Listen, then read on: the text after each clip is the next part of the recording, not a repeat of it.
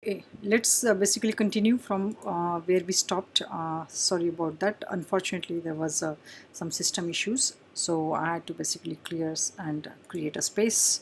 So this is the second part of the previous session.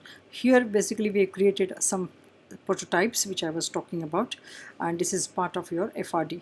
So now you understand how the different designs of the models are basically created and used in a requirement document, right? So you can either insert them into, make it as a part of the document, or you can create them as appendix, or you can basically create a separate files and provide the link.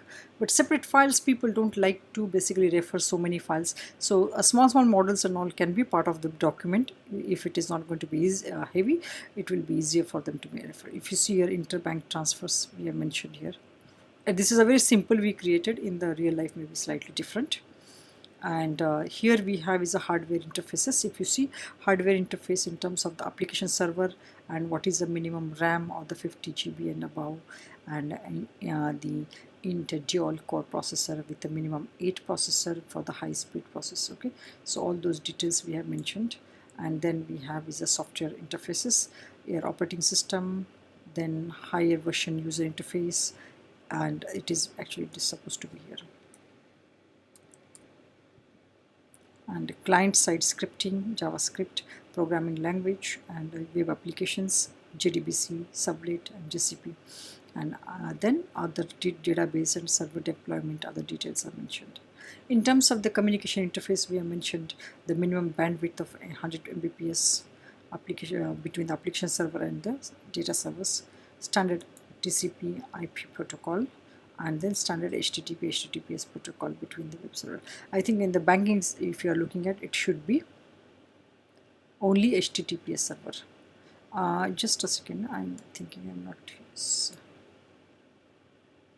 I have shared actually.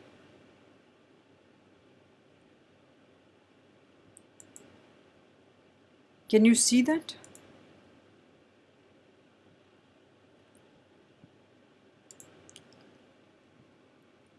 Are you able to see? Yes, I'm sharing the screen. Yes, now? Okay, great. Thank you. I just given the overview here. This is where we were looking at the prototypes, right? Some of the prototypes are mentioned here. And interface, hardware interface, software interface, communication interface, this is what I was discussing.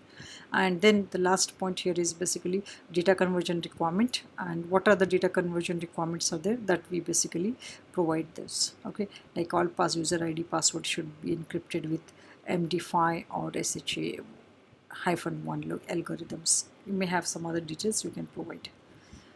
Now the next requirements, we talk about the security and safety requirements. In terms of the security, it is mentioned standard 156-bit encryption, and then it talks about the proxy server and the firewall requirement. It talks about the SSL requirement. It talks about 128-bit SSL. Okay, and then it talks about this the password and encryption format, and then other, right? So these are your security related requirement.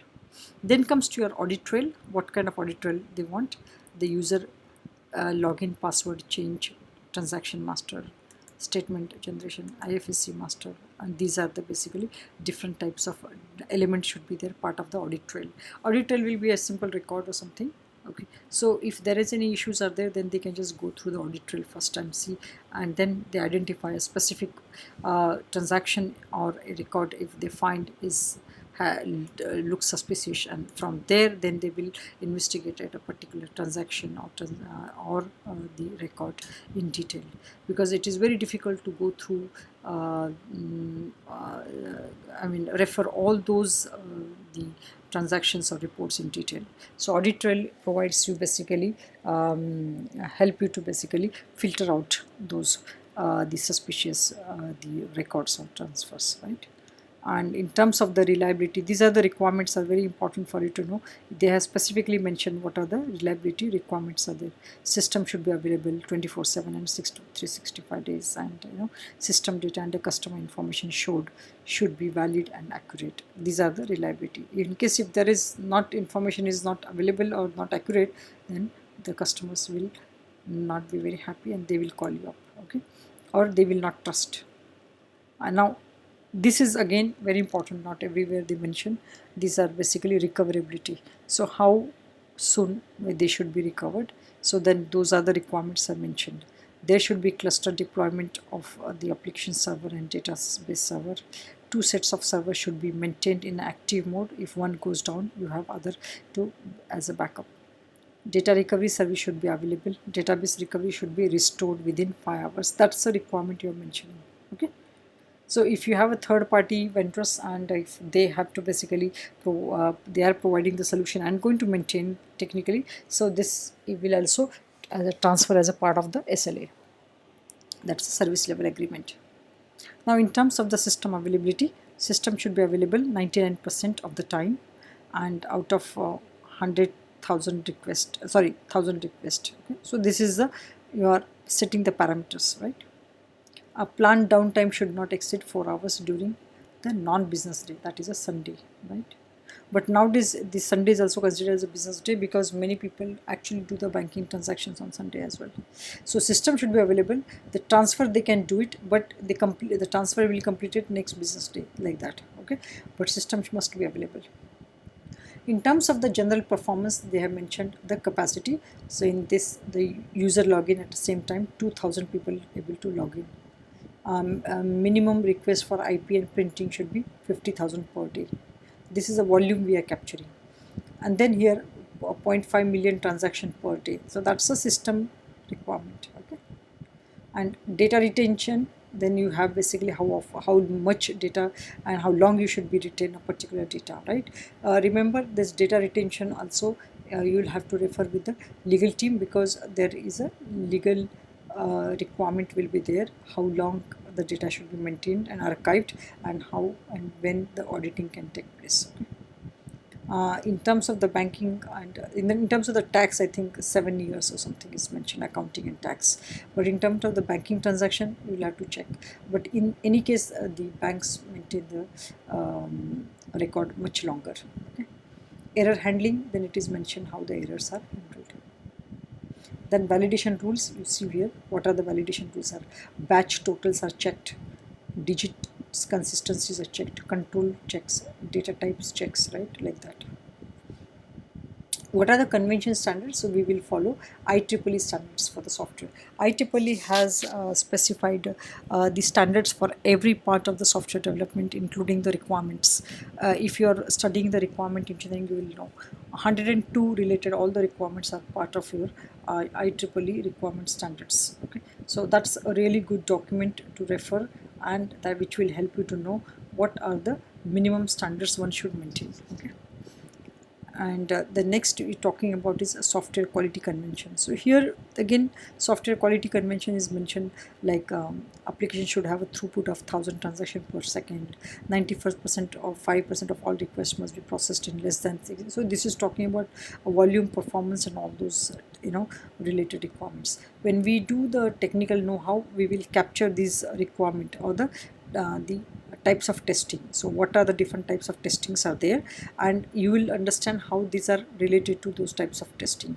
The performance testing, volumes testing, stress testing. So those when we create those scenarios or the test cases, this document will be followed, and this is the information they actually use it for writing their test scenarios, okay.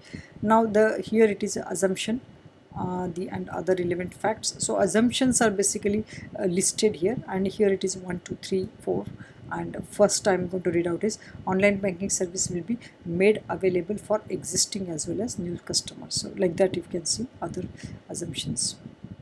Then you have is a requirement, constraint and dependencies. You may have a different types of basically constraints are there. Here we have mentioned some design constraint. If you see here RC, okay, 1, that is RC1, that is a requirement constraint 1. For fund transfer, a time frame of this the time frame of the core banking has to be adhered to. So you'll have to basically anything beyond that you cannot complete the transaction like that.